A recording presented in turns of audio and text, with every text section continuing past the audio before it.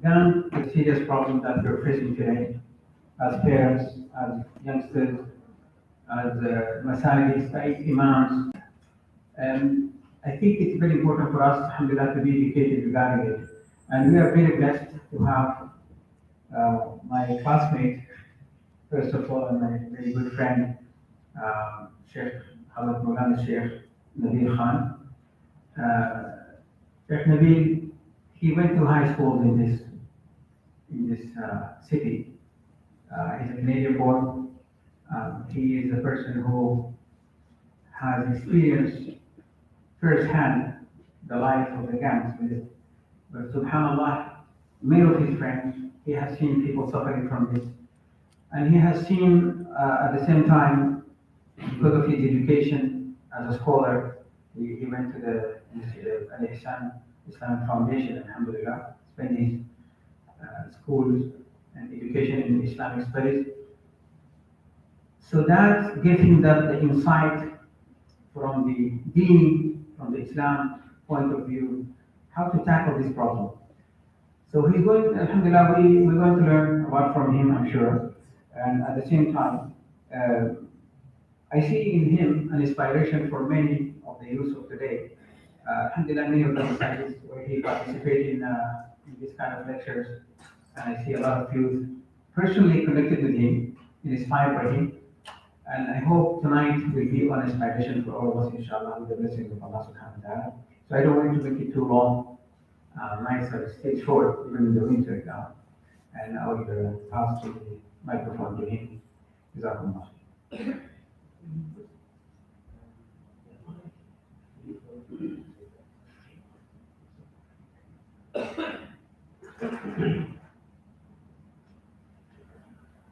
بسم الله الرحمن الرحيم الحمد لله كفى والصلاة والسلام على رسوله المصطفى نبينا مولانا محمد وعلى آله وصحبه ومن والاه أما بعد السلام عليكم ورحمة الله وبركاته. I know unfortunately due to the weather the audience has decreased, but alhamdulillah we have internet and other methods can be a message. As Sheikh Sami, my classmate, have mentioned, that I grew up in Canada. So before I talk about this, because I see a lot of the brothers are older, I think I'll gear my topic towards that as well, as opposed to the youth, which I originally planned. But Allah subhanahu wa ta'ala in the Quran tells us that the religion of Islam is there to take people out of darkness and into light. من الظلمات إلى النور. To take people out of the darkness of sin and disbelief, the darkness of immorality and criminal activities, and into the light of righteousness and uprightness, into the light of belief, into the light of a sound soul. Islam teaches us this. Sometimes when you learn about these topics, you hear it from someone who may not be experienced in this regard. But I do not want to do any mujahara, inna Allah la yuhibbu al-jahra bisu'. I don't want to speak about my own experiences too much to the point that it becomes mujahara. But al-hakim mujarrab. Anybody who has experience in something has some type of wisdom to share. I can tell you that I have more than enough experience in this regard. The family that I have been raised in, the relatives that were older than me and my age and even younger than me, the things that I have seen are maybe not what you think is an ideal Islamic home. I grew up in a home where alcohol was in our families very open. I grew up in a home, in a family, both immediate and distant, where alcohol abuse, drug abuse ranged from the level of elderly grandparents to parents and uncles into youth. As I'm born here, I came as a third generation. My father, both of my parents, my mother, rahimahullah, is not here today, but also grew up here. And I had a lot of unfortunate experiences in this regard. For example, one of my siblings, at the age of 18, was in 5-year federal prison. One of my younger siblings. When I got married, I married into a much more religious and conservative family. My uncles who had tattoos from their neck all over their body would have to hide it so that it would not affect my rishta. One of my other uncles, who rahimahullah has died today, at 50 years old, I remember getting a call that he got stabbed in Surrey Central 5 to 6 times, dying.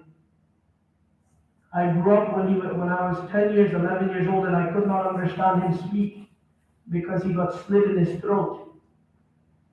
So for many years, he could not speak at all. I grew up in a family where not only gang violence, drug abuse, even the effects of the sex industry affected them in their marriages and in their homes. All types of addictions I have seen in all types of people. And I can confidently tell you through experience that Islam is the only way to succeed. One pious man, he once said, تَعَلَّمْتُ الشَّرَّ لَا لِفِعْلِهِ. I learned evil not so that I could do it, وَلَكِنْ لِاتِّقَاءِ شَرِّهِ. So rather I learned it so I could protect myself from the evils that it comes with. We live in a time where, unfortunately, parents are so distant from the youth that their way of life, due to immigration, due to conservative lifestyles that exist in the East, that when they see their children here, the face of their child at home is a different face than their child outside of the home. I have first-handed met several individuals who practice Islam at home, but outside of their home are non-Muslims. I have met women who are raised in hijab and in their home practice, but outside are worse than some of the most promiscuous women. I have seen first-hand and second-hand all of the dangers that come with this life.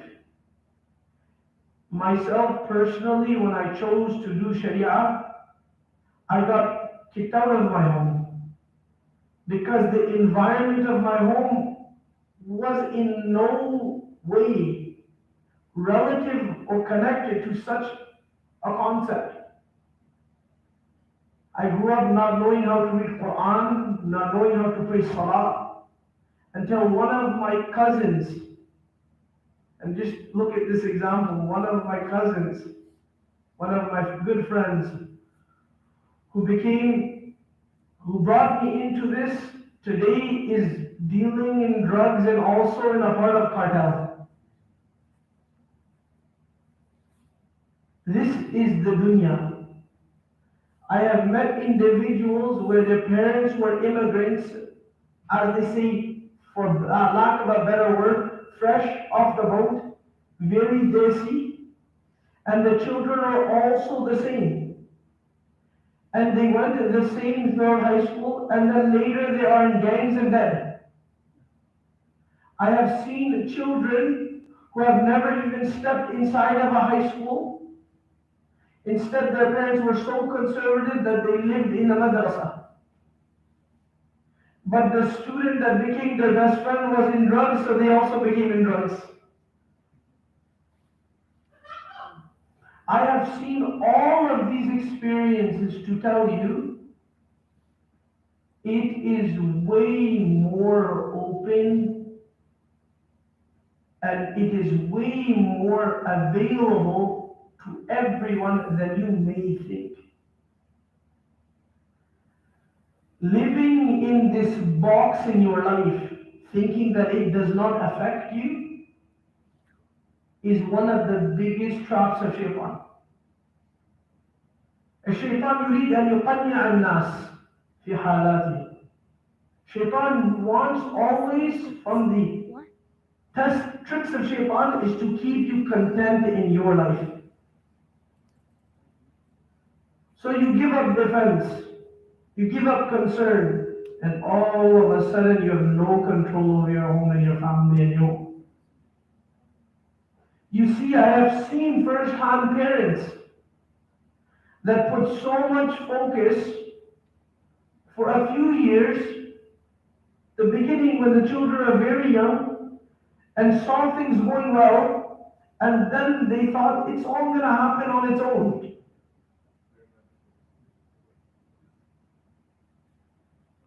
And when time passed a little bit, they went from students in a madrasa to students in the street. I have witnessed people that studied in the last years of madrasa with me, almost at the point of being imams, leave, and within months they're drinking alcohol and alcohol abuses in their life. I have seen the same people that unfortunately, Allah is the one that protects us all. I have seen the same individuals at the same caliber of Islamic knowledge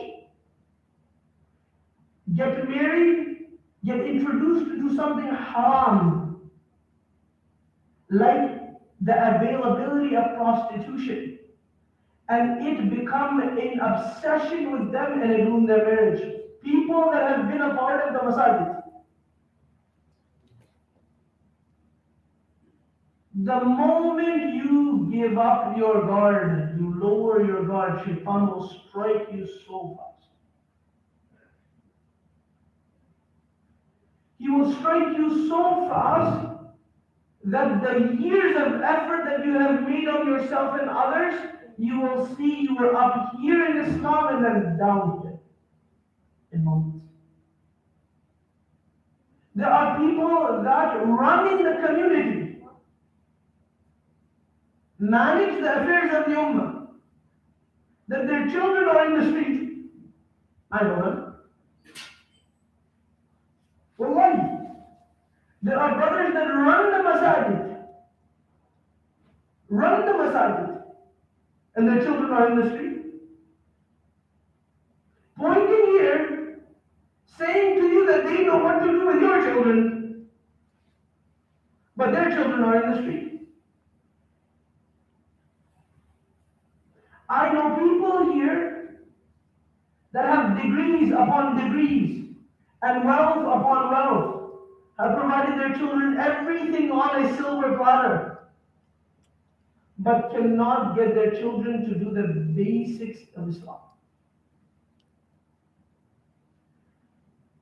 When my brother was incarcerated, he went from a life of obviously what is the total un-Islamic concept of life. When he was incarcerated, he prayed 5 times a day. He prayed 5 times a day, read the Quran. MashaAllah, he's a great reciter too. And I met many other youth, and they know me personally, who were in SFU and UBC and excelling in their life. And my young brother at the time, I told him, obviously he's in a state of mind where look at where I am and look at where everyone else is. Everyone else is moving on to this ideal way of life, going on to education and jobs, careers and success, and establishing themselves. And I remember saying that those parents who have taught their children that success lies in material gain, and their children are out there getting A's and B's with the intent that they will succeed, with no salah or siyam, no Quran and no zakat, no ilm and no amal. And then you are sitting incarcerated in a penitentiary, praying 5 times salah, and the whole world looks at you as though you are behind. You are ahead of all of them. Because Rasulullah sallallahu alayhi wa sallam said, the one who leaves one salah, كَأَنَّمَا غُفِرَ مَا لَهُ أَهْلَهُ. The one who misses one salah, it's like he lost all of his family and all of his wealth. And Nabi sallallahu alayhi wa sallam said, the difference between iman and kufr, tarku salah, leaving prayer. But then we constantly flush the minds of the youth with the concept of dunya. Focus on, strive for, seek, sacrifice for the dunya, and somehow you will get deen.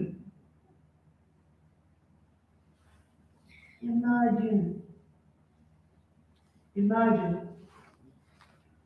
Kill yourself, blood, sweat, and tears for dunya, you will get deen. Imagine the concept. القلوب تتوكل والجوارح تعمل. Our hearts believe Allah will give us a rizq. We do some effort. Nabi sallallahu alayhi wa sallam, لا يحملنكم بطعام الرزق أن تطلبوه بمعصية الله.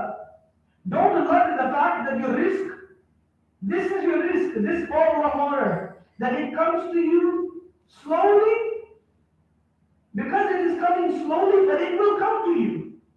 It is your risk. It cannot escape you. If you choose to run from this bottle, the way you run from death, it will reach you like death will reach you. Inescapable. But instead, when you wait and you rush to it, the haram way, what happens? You're still drinking the same water. And now that water brought you to Jahannam. No difference. I remember, subhanAllah, my brother, this is before he went to penitentiary. And I remember at the time he was obviously making lots of haram. And I tried to stay connected. It's hard to stay connected. And the lifestyle is so different. They feel there is a drift. Automatically. I remember after months and months of being so distant, I said to him, oh, something happened and we ended up going to eat. Went to eat and he said, he looks at me and my brother, I can tell you, will never ask me for anything. It was one of the reasons why he came into this party. He was a very, very reserved person. Very like, I have to do that on my own. I can't ask for anything. So this is kind of what is this complete istiqlal, independence, that you become absorbed in the ego of being independent. This methodology, this method, this process, that I need to be so independent that your ego starts to grow. Then you can also lead yourself into the haram things to protect your ego. I can't ask, I'll do haram instead. So I remember saying, I always remember, and he never used to ask me for anything. And he had the money with him. And he said to me, Nabil, I'll give you the money. You buy it so that this is halal one time. I said, what do you mean? He said, this is what you're doing every day. I said, I don't need the money, I'll buy anything. Don't worry.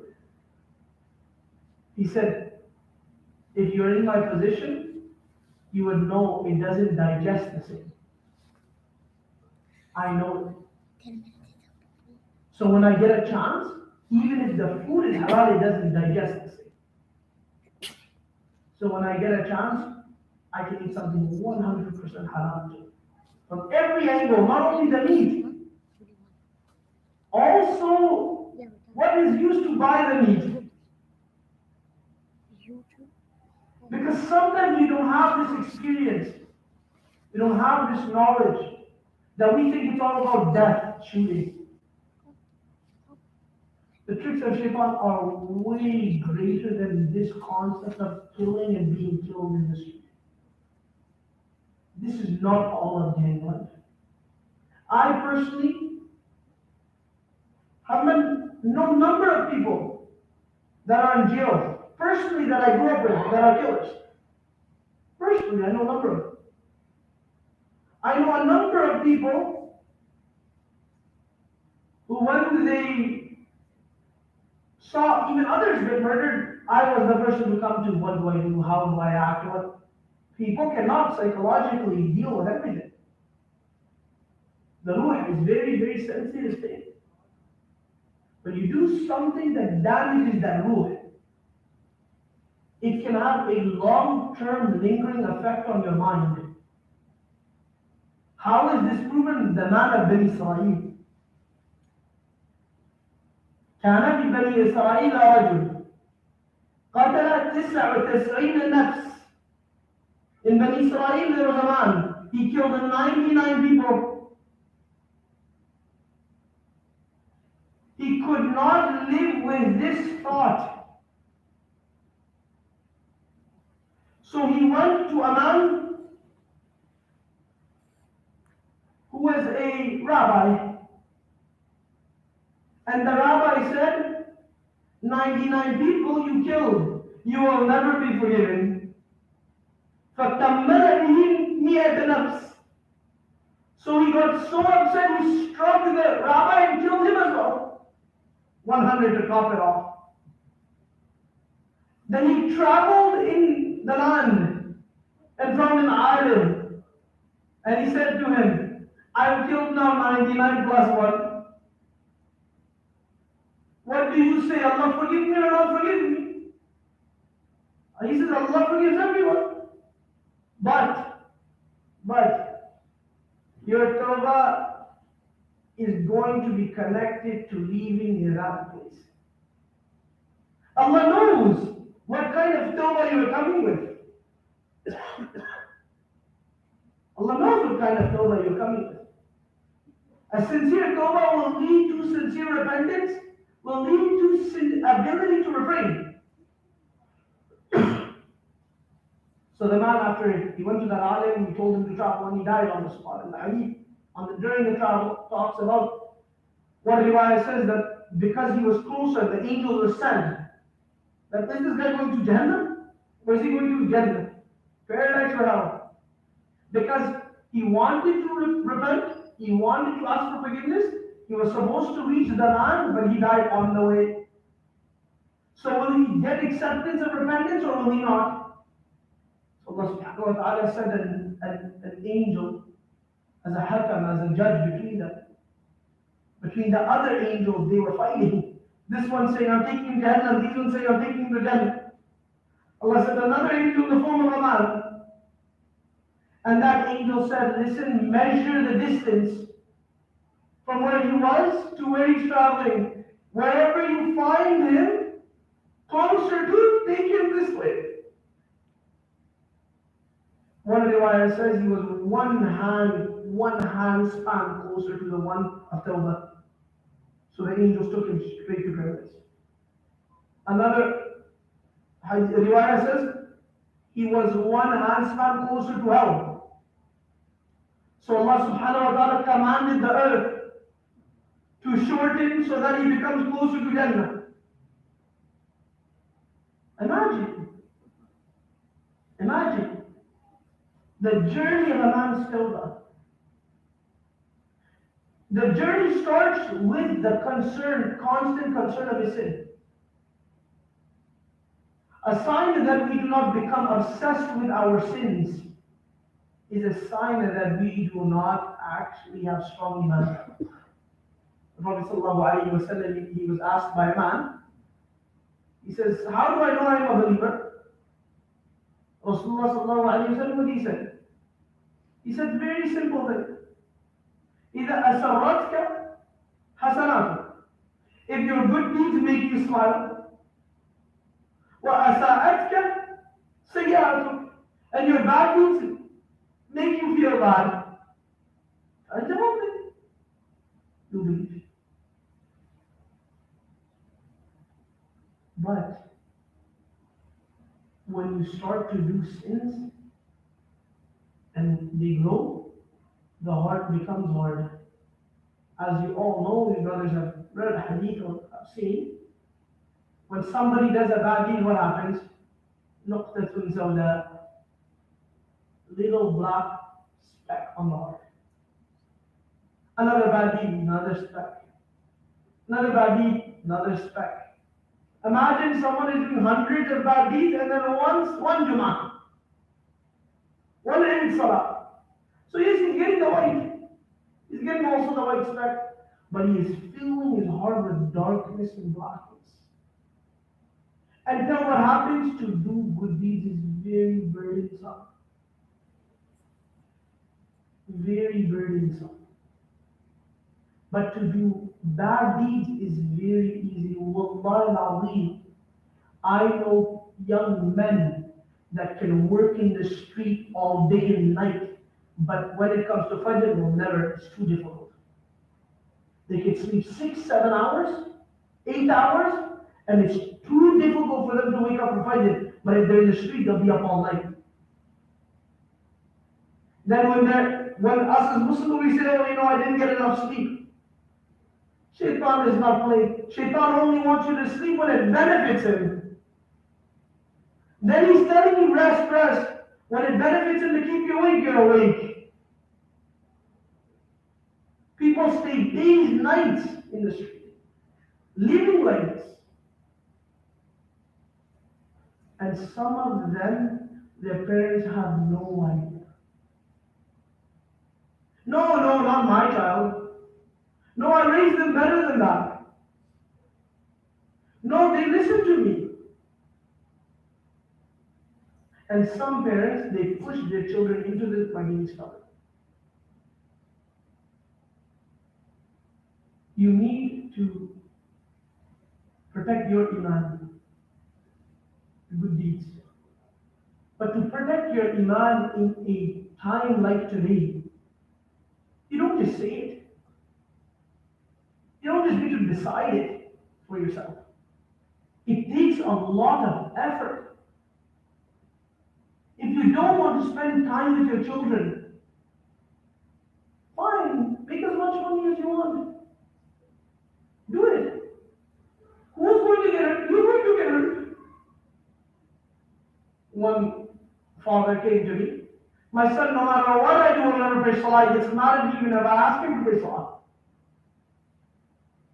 So he came to me to absolve himself of guilt.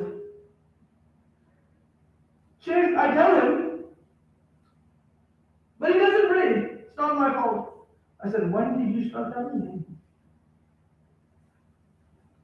I've been telling over time, but now he's 25 years old. So when were you teaching him salah? After when you realize, man, he needs to do it on his own.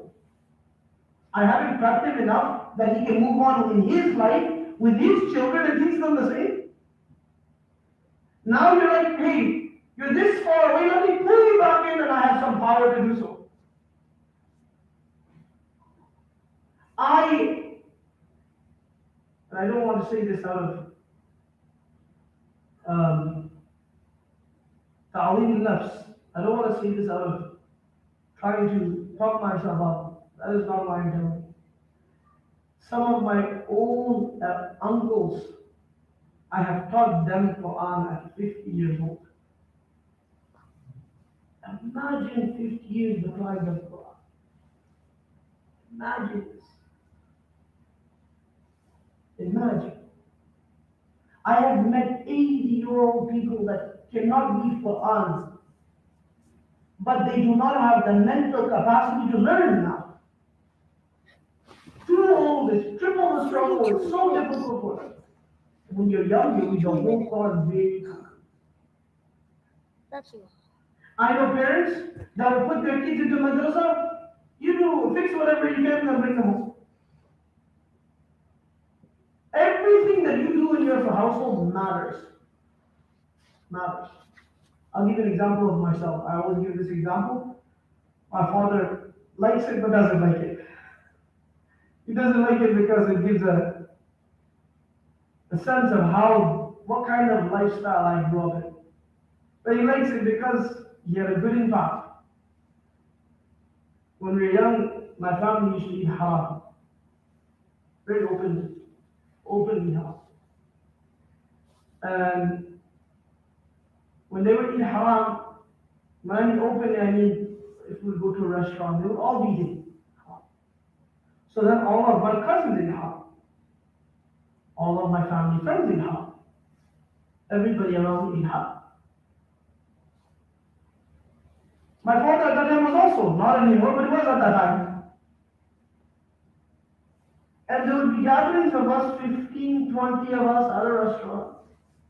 All of the parents eating haram and all of the children eating haram. My father never let me eat it. Never. His friends used to call him a hypocrite. You're eating? At least we're eating and we let our kids eat. He never budged. Ever.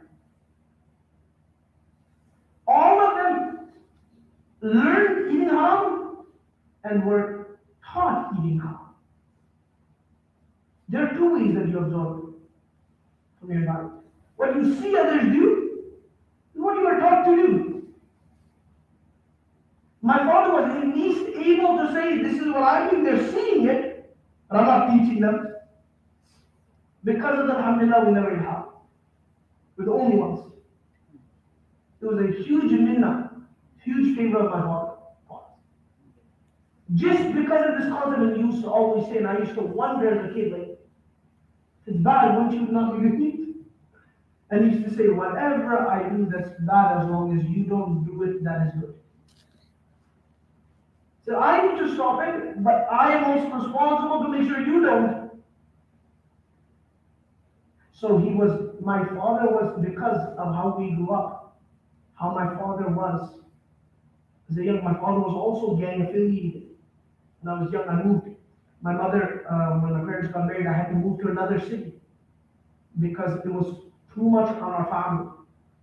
So I actually had to, that's why I was born here, but I didn't live in Vancouver all my life. We had to move outside of Vancouver. I lived in another part of Canada for 10 years until these kind of connections died. I grew up seeing multiple gang members in my home. That today many of them are dead.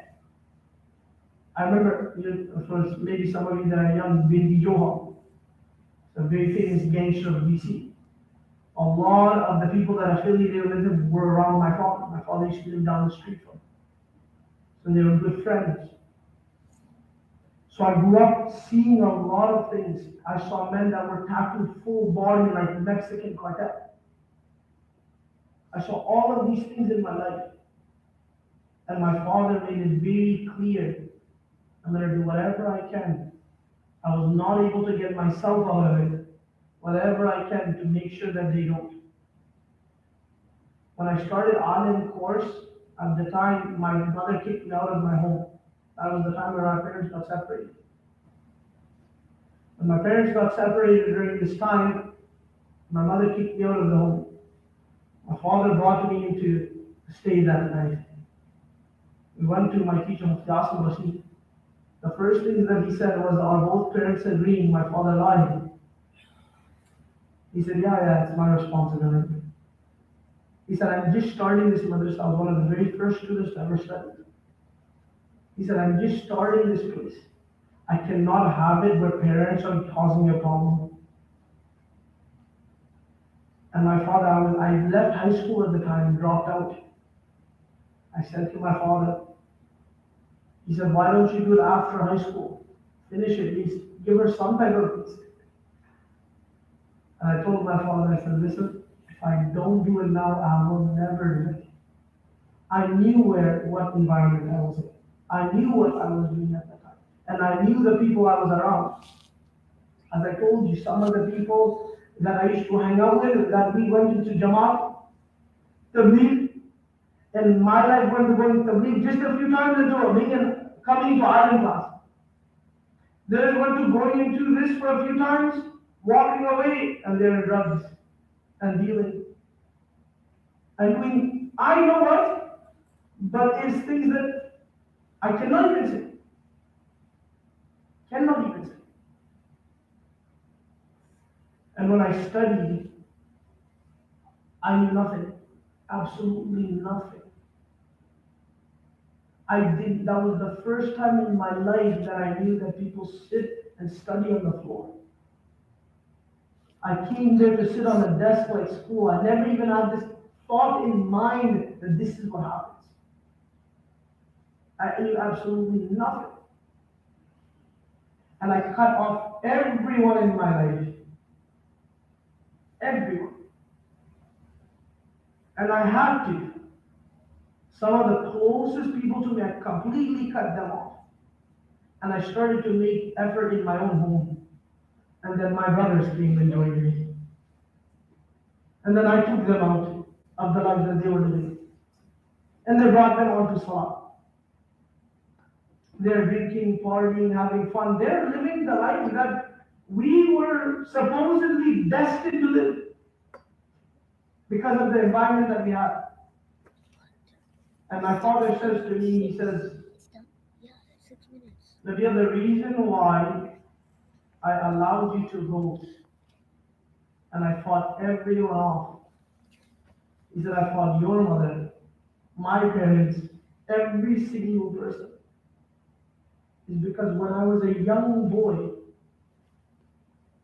I never learned how to pray. My parents never taught me how to pray. I picked it up one day and I learned it myself. After learning it myself, after a few weeks of praying, I also said I want to go. Because I remember being 15 years old also, I'm 15 years old. He said, I remember being 15 years old also at the time. And I went to my father after I taught myself how to pray. And I said, will you send me off to Fiji? And he said, no, I will not. And the door closed on me. And I lived my life, and I did my sins, and I learned my experience, and I lived on that street. And I lived in those gangs. I affiliated with the gangs. I did everything that you could imagine. And my dad just closed that door. And I thought to myself right away, if I do the same thing to you, Allah's going to teach me the same way He taught my father. So he said, I'm going to send you no matter what. He looks at that moment in the back in his life now and he says, I did such a great decision. Why? This is how dunya and deen works. it will suck you in either way. There is no مُذَبذَبِينَ بَيْنَ ذَلِكَ لَا إِلَهَ هَؤُلَاءِ وَلَا إِلَهَ هَؤُلَاءِ. You are not in the middle. You're not in the middle. Either you make effort on one side, Allah will bring you that side. Either you make effort on the other side, Shaitan will bring you in that side. I have experienced not only on this side, I have also experienced on the wealth side. I have been running a business for years. I have met multiple extremely rich individuals. And I can tell you, openly I can say to you, through my experience, not just a concept that I inherited from other people speaking. I've seen so many of these things in my life that I can tell you with conviction, there is no peace. There is no security. There is no tranquility. There is no sense of accomplishment that exists like accomplishing the life of a Muslim. It is the most beautiful and satisfying way of life. The fact that you can go and pray Salah and you can get the peace of heart that people that party all night can dream of. And in that you are getting paradise. In that they are getting Jannah, they are not getting the peace nor the Jannah. In this you are getting the peace and the Jannah. Deen and Dunya is very simple. We complicate it. We complicate it. Maulana Nabil, all of you, and everyone in Canada has more than enough dunya. Everyone likes to be. أَلَمْ يَأْنِ لِلَّذِينَ آمَنُوا أَنْ تَخْشَعَ قُلُوبُهُمْ لِذِكْرِ اللَّهِ. Allah said, is it not time that those who believe, their hearts become devoted to Allah? أَلَمْ يَأْنِ لِلَّذِينَ آمَنُوا. Has time not come? Is it not evident enough to you in the world that you live, in the societies that you are engaging in the community that exists in front of you, the problems that you see, that your heart becomes soft towards the remembrance of Allah? We need to make this effort. This topic here, 30 brothers, you won't even imagine how many people in this moment right now are doing harm. I know people, personally, good friends of mine, that they function on drugs. They function on it. First thing in the morning, smoke. Lunch, they're smoking. Afternoon, they're smoking. Nighttime, weekend, sipping lean. You know, I'll just give you an idea. Codeine, you know what codeine is? You know, back in the day, 10, 15 years ago, when you get sick, you go to the doctors, or you go to the London drugs, and they give you cough medicine. Prescription cough medicine. It used to cost you there $10. $10 you would get 150, 200 ml. There's something called codeine in it.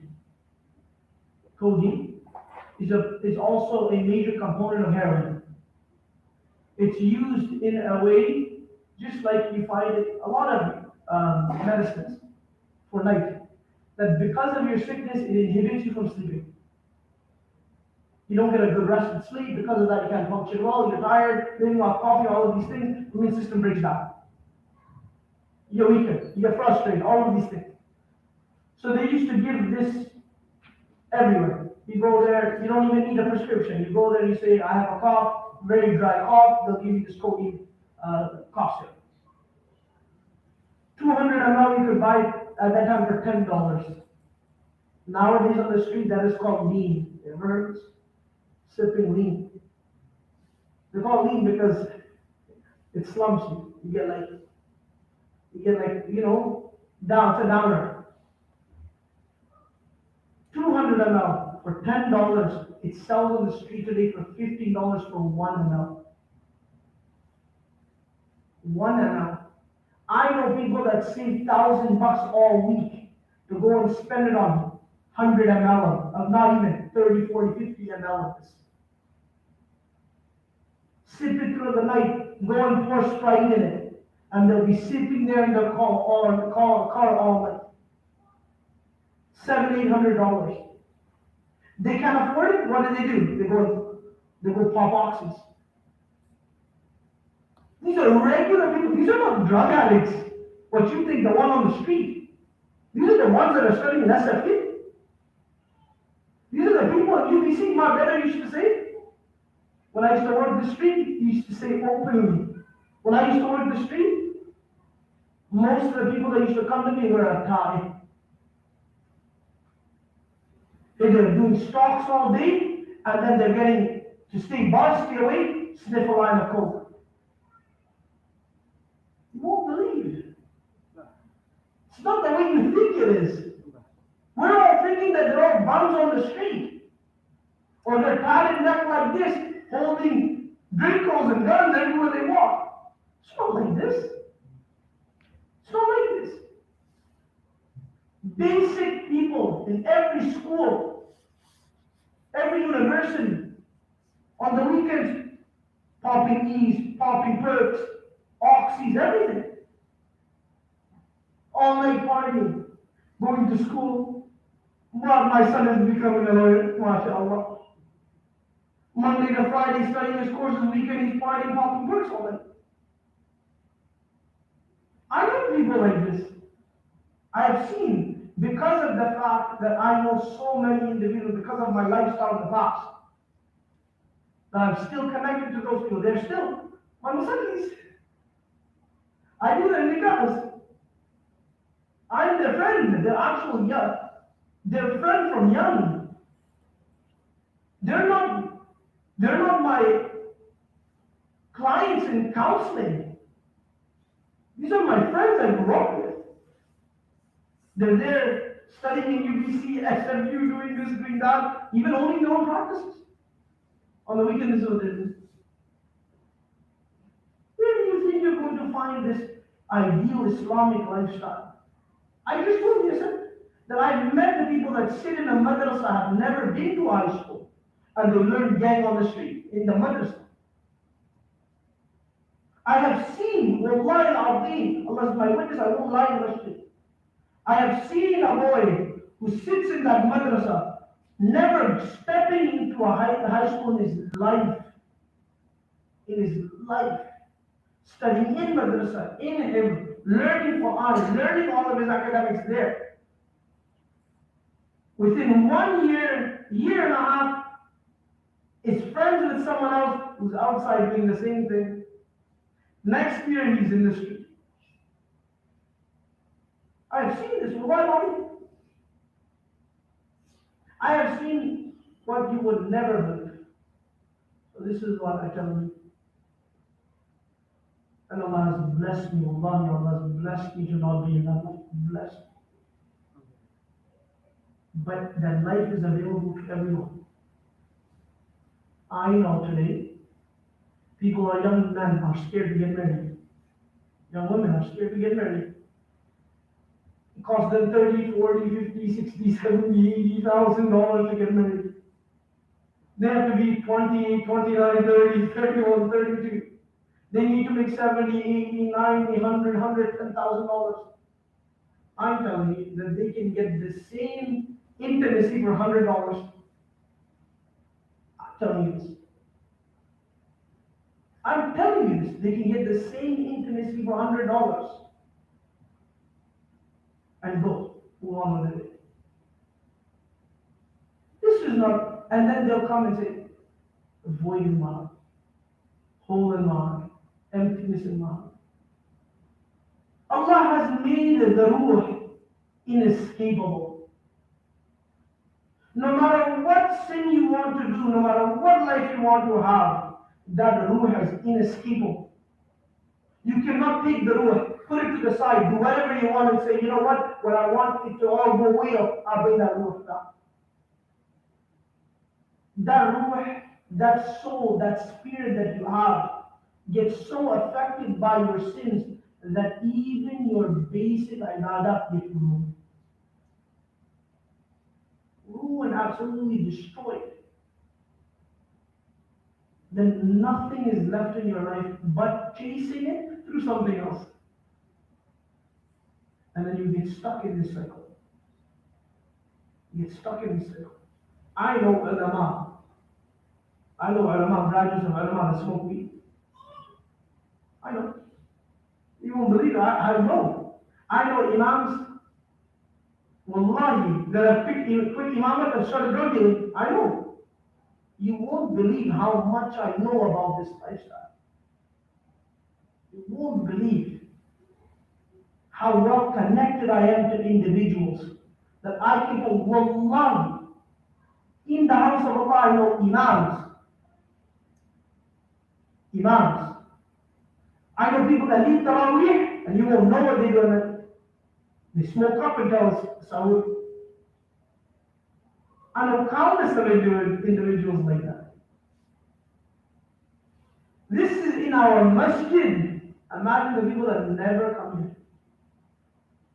And I know most people do.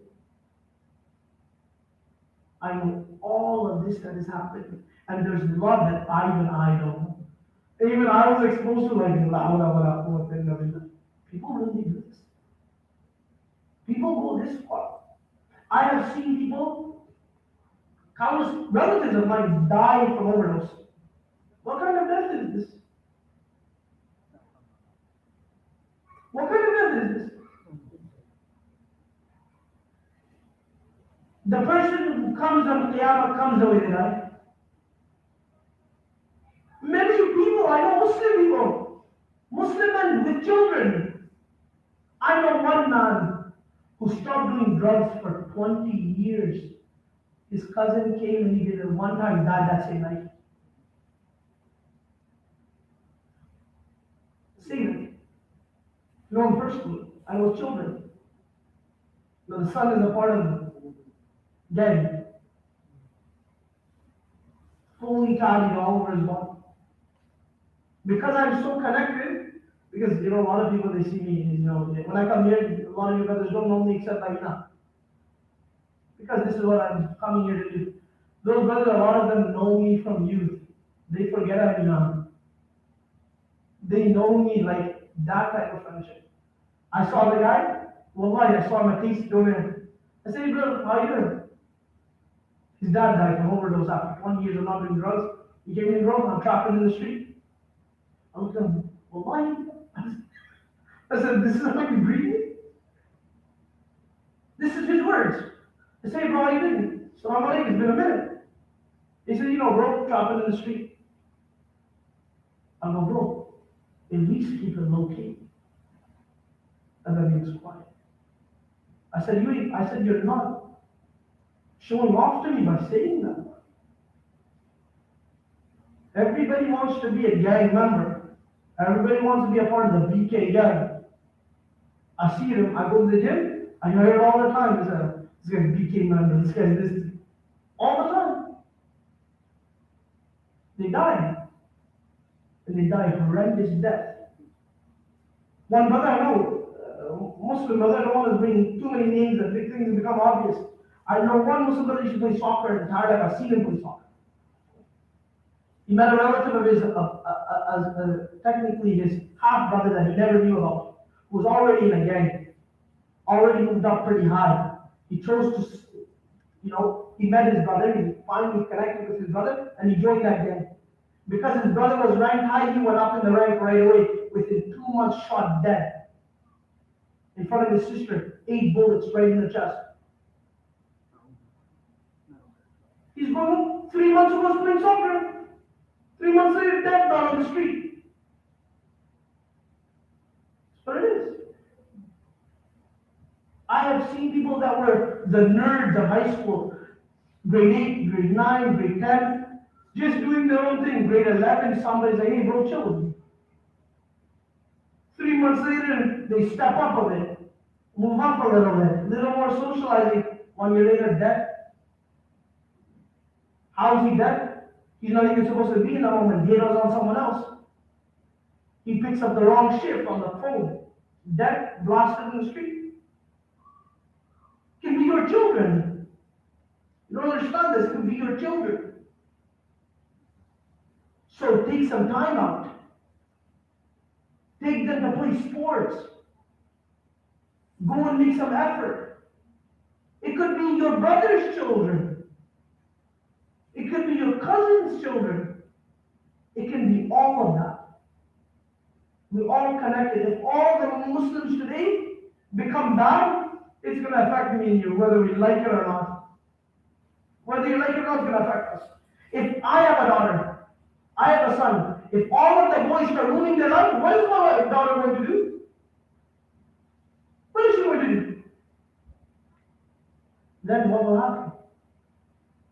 Maybe not Muslim, because at least it's good. I know I did a nikah. I look back at it, sometimes people convert, but they do it just because they have to, otherwise the nikah doesn't get done. Father married a non-Muslim, daughter is half, but not very religious. Married into Muslim, not married, had a Muslim boyfriend. Was planning to get married. The boy abused her, was like this, doing all of these bad things. They ended up separating, she married an atheist. At least he's good to me. Sometimes our religiousness is not even true religiousness. Be good people. Bring people together. Don't judge people. Help them. Help them. Help people connect to the masjid. Bring them there. Become like their brothers. I remember one of my good friends in high school. All three brothers used to trap from young when we were really young kids. He also committed some very serious crimes. And I used to go to Delta Masala for Jamaat. Every time I was there, the boy used to be there. And I remember he was a good friend of mine from high school, so he knew he was comfortable with me. Every time he would come there and we would reach Quran, last 10 surahs of the Quran, and I would recite it, and other brothers would recite it. He used to listen. He would say to me, bro, I wish I could do what you do. I wish I could do what you do. My parents never taught me this. That spark of Iman is so valuable, brothers. So valuable. A lot of us choose to distinguish this. We choose to extinguish it, sorry. We choose to ruin that flame. Because why? We are not really guys. We're not really guys.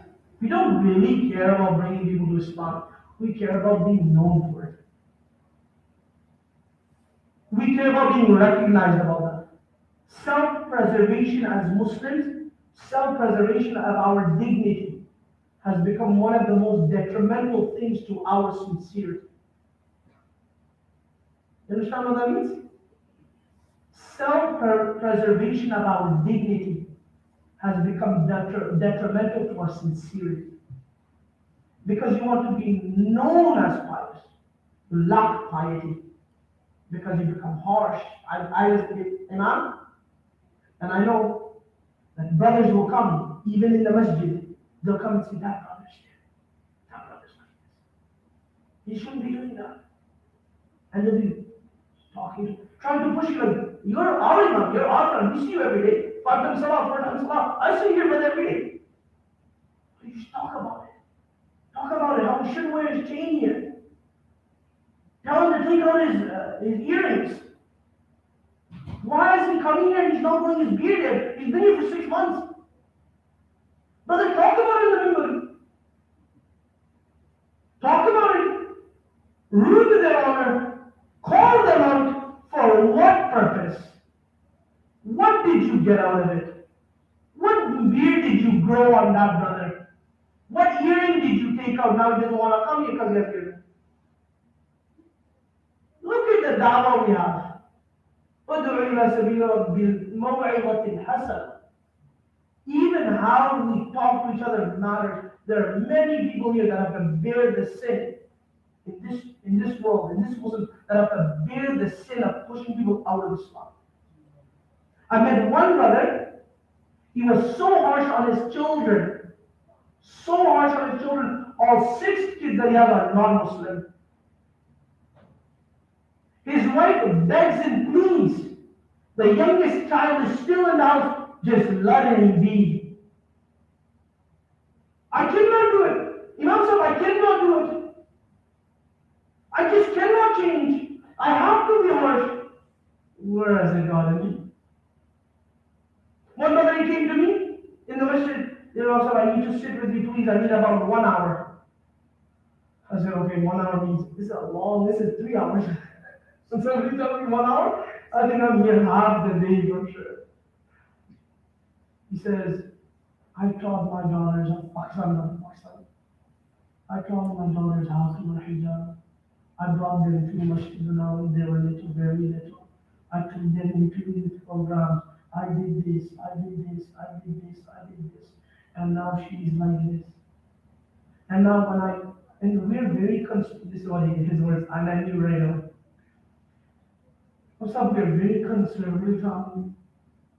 I cannot just let everything go. So now she doesn't talk to me, she comes in that house and she goes right upstairs. If I try to even talk with her, she says, don't talk to me at all. I can't wait to get out of this house. After he's going on for the hours,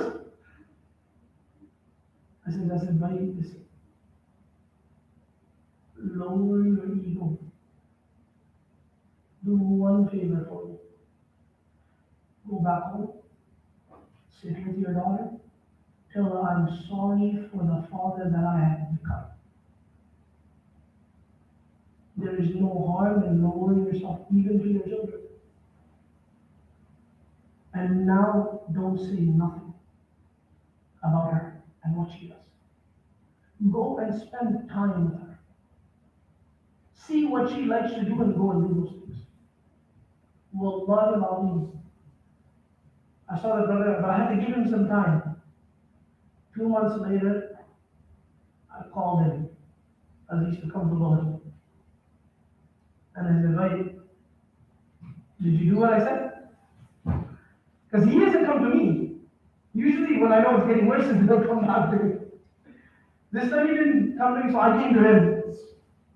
I said, right, how's it going? He said, no, son, I took your advice. Wallahi, you won't believe. He says, I'm here because my daughter's outside waiting in the car.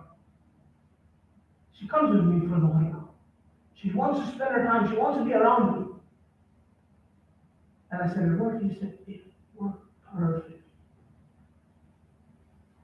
Everybody's connected to each other. The people that are your blood and your family are very connected to you. Very connected. If you blackmail them, you guilt trip them, you control them, you belittle them, you disrespect them, you're not getting nothing out of it. You love them, you care for them, you listen to them, you're sincere to them, you'll get everything. This is how you start in your home, and inshallah, over time, you will be able to build this. If you don't know how to manage, go learn from people that do. Don't just do it yourself. If it's not working, stop. Go and learn. Stop. Don't make things worse in your home. I know parents, they sit there, they'll never talk to each other for 6 months. Parents and children, they finish no more. They live in the same house like this. Enemies of each other. Why? He doesn't respect me. He doesn't respect me. Father and son, I've seen. He doesn't respect me. He doesn't respect me. But respect is very simple. What you want from me to treat you, I treat you with respect. This is it. I don't have to like everything you do. I have to respect you. This is life. When you choose not to deal with people the way that they are, you're controlling your toxic person. Respect people. Respect the people, deem respect. Don't look for respect, then give it based on the condition that you receive first. Give the respect, you will always receive. Always you will receive. The topic we're on, Sheikh Sami said this is a topic that needs a lot of series to it. Honestly, I have to talk about every industry. Whether we're talking about, and just give an example so that you understand that it's not as simple as killing each other in the street. There is gang life. There is like meaning gang life, meaning the actual hits, the work, like the gang work. So you have people that run phones, drug phones. The people that run import, export. The people that run men, run individuals, ranking. There are people that order hits, maintain connections. There are people that connect with other gangs. It is a society. It's not a joke, it's a society. And then you have sex work, legal, illegal, and nowadays there's legal. You have all of the things in between. Clubbing, distribution, everything. People are engaged in everything. Because your kid doesn't wear a tattoo and look like a gangster so he rocks BK signs, that doesn't mean he's not in that life. That's what everybody thinks. They think that it's going to be like a cartel. It's going to come with Bloods and Crips. He's going to be dressed like that. If my son doesn't dress like a Crip, he's not a Crip. It's not that simple, brothers. So please, keep yourself connected to the masajid. Understand your homes. Be more concerned. Be more connected in the youth, in your masajid. Be more connected as individuals, and you will start to see. Allah subhanahu wa ta'ala give us tawfiq. I didn't know what the time was, so maybe I took a long time, I don't know. Any questions anybody has? You guys are all pretty amazed. I know a lot of this stuff. Yes, I know. I have a lot of experience in this.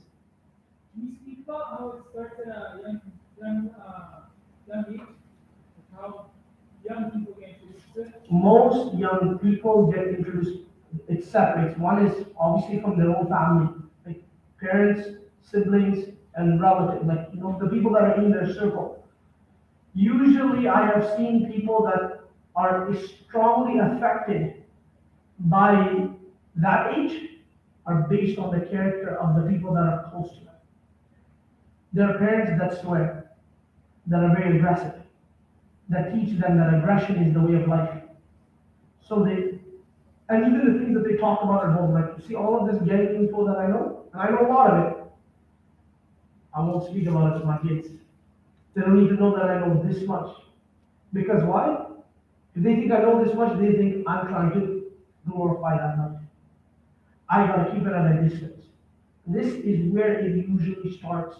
I have taught children that are young, 7, 8 years old. They have told me I have heard kids say, my dream job is to be on the streets. I've heard that. I have heard them say, I want to be like my cousin who's on the street when I grow up.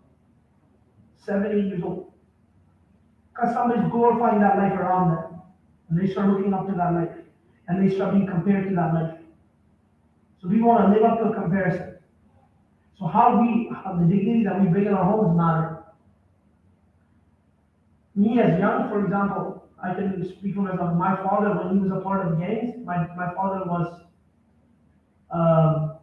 an enforcer. My father was a very physical human being. That was his position. He did a lot of work on that in that regard.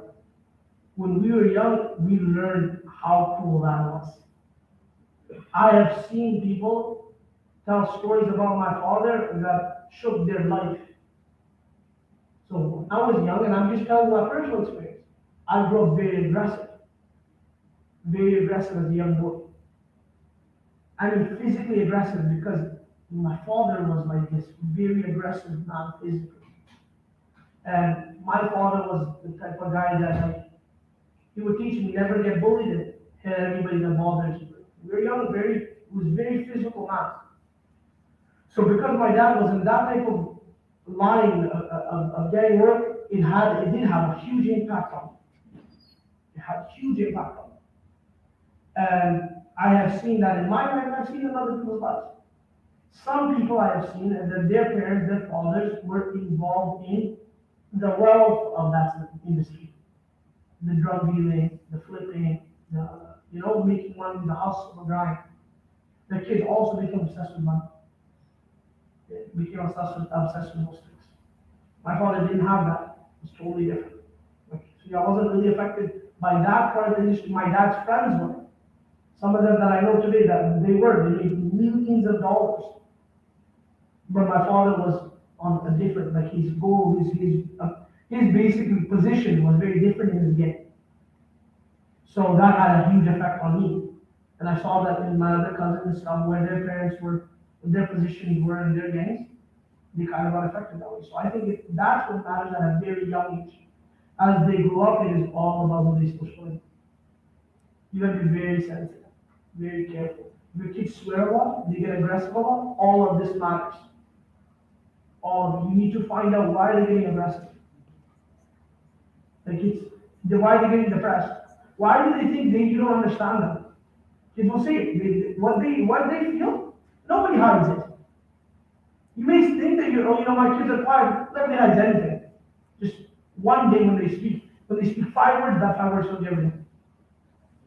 Then you push them, you say, no, you don't understand anything I do. All you do is say, yeah, work. That's it. That's it. You don't need them to come there and tell you, Dad, Baba, you go to work every day, sit there and cry, you don't spend that. I want to play soccer. That's it. The moment he reacts and he tells you, you're never here, so why do you care? That's it. That tells you everything. We're just not, I guess, we're not attentive. So I think being attentive as a parent is huge. Huge. Anything else?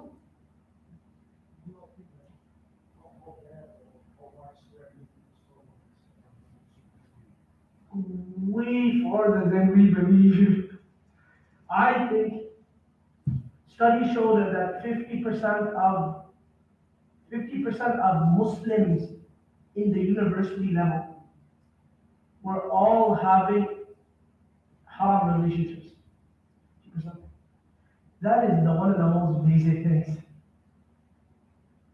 There's a lot of stuff all in there. All of it. So I think when you really look at it, I can't give you like a exact metric, but I would say that it would easily affect, to some extent, almost every household. Because every household has a few sibling children. And one child may drink, the other one may not. So you see that one, you think this one isn't. I don't think, very seldom you'll meet one entire household where they don't drink. For example, my own household, my own siblings, even though we're all siblings, we're all doing very different things we were doing. So if you took me, and people do, they look at my dad and they say, oh man, you're lucky. But my dad goes, they only see one of my kids. I got the other 4 or 5 to deal with it. But if they didn't see me, they'll look at that one and they'll go, his kids are. So every household, I think, how it is affected. Every household, definitely. I have a question. Sorry, homeschooling. Control the kids' violence. It's a double-edged blade. Me personally, I love homeschooling because I think that it secludes the children. But seclusion can be dangerous if they're not taught the tools of being unsecluded. And when they are open to people. So I have seen, for example, kids that have done homeschooling, and I'm not saying, we're not even talking about their education, the results of their education. They could be great students. Some that have been fully homeschooled. And when they get into university, they party like you wouldn't believe. They party 3, 4 times without a book. I have seen that. Very close relatives of mine. And I've seen some that just keep, because they're in high school, everything, they maintain the same lifestyle throughout. Like, so you meet all of these different types of people. The biggest danger is when your children start to not practice, not because of their environment, because of their belief. There are many young people that go to school, etc. When they grow up, that's fine. They go, everybody experiences bad things. Everybody learns, everybody sees. But there are many that go do bad things because, and have no concern about their religion. That's a very dangerous thing. They have no shame of it. They have no regard for their religion in that case. So I think homeschool is not always a solution. I think the most important thing is understanding your child. Because every child may be different. Some children are very effective and that might help them out. But some are like so controlling that they're so hectic that if you don't teach them how to manage, the moment they're free, it gets really bad. So like even amongst myself, my siblings, I went to high school, public. Older brother went to public. So two of my younger brothers didn't. Then three of them. Now some of them, they had very hectic lives because it didn't really help them. And I've seen that in all cases. So I wouldn't say that nothing is going to be 100% fine. Nothing. You gotta be active in every step.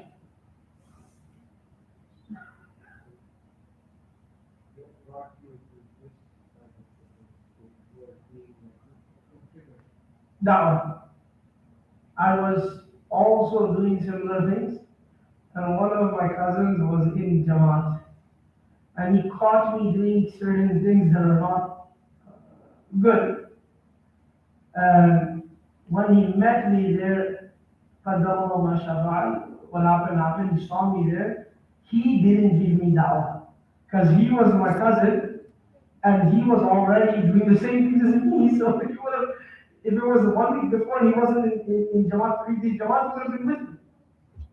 And he's also the type of guy that would have hopped on with me the same day. But one of the brothers that was with him said, this is the brother, give him da'wah. He's your friend, he's your cousin, give him da'wah. So he came there and I remember I was sitting with a fast food restaurant and he sat me down and he kept talking. I didn't understand a word he said.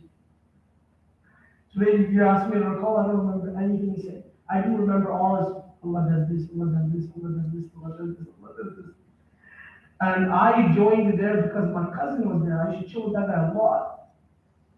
And there's a lot of bad things, there are a lot of like just youthful things. And because he was there, he said, come with me, bro. I came there. And for me, he started going. He went the other way after all that. Total opposite way. So, yeah, that's all I do. One question. Kids or adults who are involved in Islam, like for example, who have alcoholism and drug use, right? They generally have some mental issues as well. Other than dawah groups approaching them, is there a special group, like the Muslim group that's Yes, and there is an organization that I used to work with quite heavily. It was called MCCF, Muslim Care Foundation. And they used to work on mental health. We had a lot of addictions and programs at that time. One of my cousins, Shakil Khan, he's involved with them quite regularly. So yeah, you are right. I totally agree with you. Like a lot of it does come from the mental aspect, where people, their depression leads them to drugs, their escape of their mental feelings, or even their emotional feelings, it kind of pushes them to escape to other narcotics, unfortunately. So we have been working on that. That is going on. But I feel like my personal experience, much as it's side, is very easy. In my opinion, like, even though I'm very well experienced in this, brothers, this is the first time ever I have ever spoken on this phone. The only other times that I was invited was through that organization that was specifically catering to this. But other than that, this is the first time that I've actually ever, from a mashhad, said, let's talk about gang work. And it's huge, huge. It's something that needs to be done way more, even regularly. Much great there. It's just something that you do, the students that you're shared, and it's everywhere, right? And for example, high schools, say, homeschool children. I mean, what is this? What is one or two or three things maybe that parents can do? Like, otherwise, it looks like there is no solution. No matter whatever you're trying to do, somehow or in some way, your child might get affected. What is the possible maybe that you think that parents can do to help the children or youth to avoid that kind of life? Three things I can tell you that should be in every home. This is the core to your home values. They may sound cliche, but they're the core concepts that you need to introduce in your home. Healthy relationships. Is the first thing. Leave the Islam for 1 second. Because even people that are non-Muslims sometimes don't engage in these things. Because of the relationships with the people around them that protects them. So first thing is healthy relationships in your home. We need to, as parents, evolve. Evolve on what we understand a healthy relationship is. It doesn't mean getting our way. Sometimes our kids make us better by us changing. Healthy relationships. Number two, helping them be successful without jeopardizing values. Every child wants to have a good life. Have sacrificed the morals to get that sometimes. And we also push our children to get and acquire things without teaching them the moral balance in there. So unfortunately, for example, we have a lot of haram in our life. In everything, in our businesses, in our speech, in our deceit, in all of the fraud, everything. Because of that, a lot of haram seeps into everything else. So I think every parent needs to be very connected in the actual growth of their child. That means their school, their education, their courses, their sports. Like me, I'm a person who loves sports. So me, I imagine that like sports with my child. Like my father was always the same. Like he always there for our sports. Always something that he did very. He might not play sports with me today. He runs my hockey team. He's a 50-year-old man, and he runs the hockey team just to beat it. And I'm married with kids, but he still comes there. He stays connected. That's another thing. There's a good, healthy relationship, and also teaching them. Like my father always used to push the fact that you should be successful. Morals there. Doesn't mean you haram. Like from his experience, he used to tell me these things. Like don't do it this way. This is haram. And the third thing I can tell you is always connect benefits of your life back to your deen. Kids see this.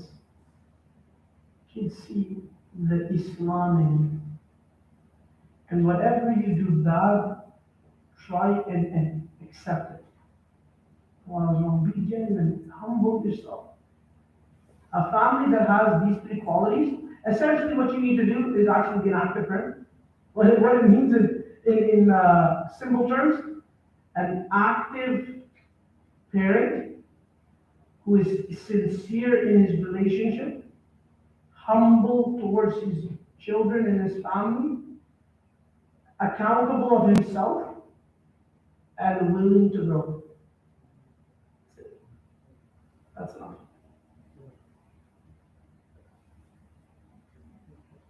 Any other questions? No? And do you think the environment makes a difference? Of course, environment is a huge. It's better to change the environment usually helps. Oh, yes, of course. Environment is the biggest thing. See, the environment is the biggest thing in the sense where outside of your home, sometimes you have no control. Fact is, I can say that this concept of environment, sometimes we look at it from an inverted aspect. We look at doing whatever we want, but as long as their friends are good, they'll be okay. But we gotta back up and we gotta say, we teach our children who to friend. We teach them who's good. We teach them these things, right? So if we maintain our healthy, very healthy family life, and we grow with our children, we're able to also observe and have some control. Because when your kids are 22, you have no control of them at all. And 20, 21, 22 is a big thing. Even in high school, you don't know who your kids are, honestly. You only know the one that they bring home. And bring home on the weekend or something. So yes, environment matters. I agree, those are definitely 100%. But sometimes when we approach the concept of environment, we approach it as though we have control on that end. Or so we don't have control on that end. We have control only on this end. And to navigate, to not get to that end, we control what we can. I think that's what matters. Yeah. MashaAllah, for all of us, inshallah, was very, very useful for us as parents and especially for kids. Must have done a lot of things out of it. And this is your personal experience. We would like to have you again and again. This is not final. Once a day, we need more from you and more kids and more parents are around. Maybe some people get benefit on the online, but this is very, very serious topic. Everybody should be aware of it. And really, very humble, very thankful to you for your precious time and yours, and you get especially I learned a lot with it, and myself, everybody has learned a lot. You have that, and inshallah, bless you, give you more strength, to, teach us, and, and be a example for this young kids.